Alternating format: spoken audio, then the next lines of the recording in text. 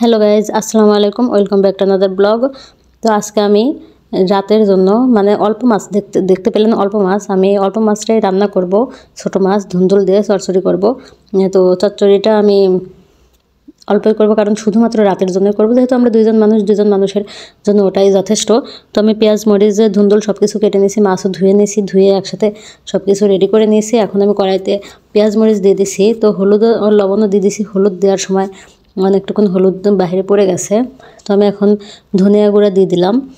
দিয়ে ধনিয়া গুঁড়া দিয়ে এখন আমি ভালোভাবে মাখিয়ে নিব হাত দিয়ে।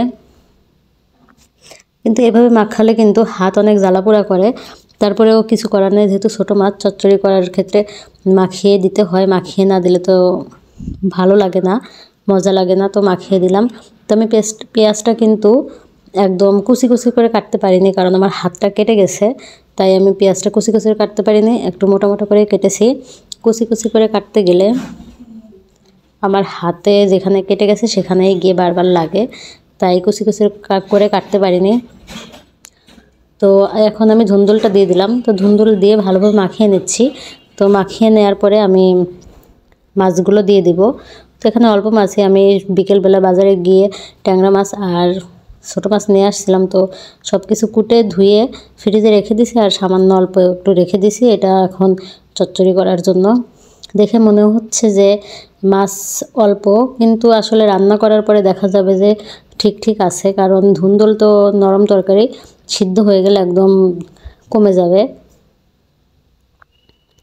আর আপনারা কে কোথা থেকে আমার ভিডিও দেখছেন সেটা আমাকে অবশ্যই কমেন্টে জানাবেন। আমার ভিডিও যদি আপনাদের কাছে ভালো লাগে তাহলে অবশ্যই একটা লাইক, কমেন্ট অ্যান্ড শেয়ার করবেন। তো আমি এখন পানি দিয়ে দেবো হাতটা ধুয়ে। তো আমার কাছে মনে হয় যে পানি মনে হয় কম হচ্ছে, তাই আমি পানি আরেকটু দিয়ে দিব। দিয়ে তারপরে কড়াইটা চুলাতে বসিয়ে দেব। আর হ্যাঁ, আমি কিন্তু কাউকে এখানে রান্না শিখাই না, আমি নিজেই অন্যটা দেখে শিখি, কারণ আমি তো একদম পাকা রাঁধুনি না। আর আমি আমার পরিবারের জন্য প্রতিদিন যা রান্না করি সেটাই আমি আপনাদের সঙ্গে শেয়ার করি, তাই এখানে কেউ মনে করবেন না যে আমি এখানে রেসিপি নিয়ে আসি আর আমি আপনাদেরকে শেখাই। আমি বরংস আমি উল্টে অন্যদেরটা দেখে দেখে শিখি। অনেক সময় আমি গ্রামের ভাষাও বলে ফেলি, তো কেউ মাইন্ড করবেন না। তো আমার রান্না দেখুন প্রায় শেষের দিকে, পানি আর অল্প আছে, তো আমি এই সময় একটু ধনিয়া পাতা দিয়ে দিলাম।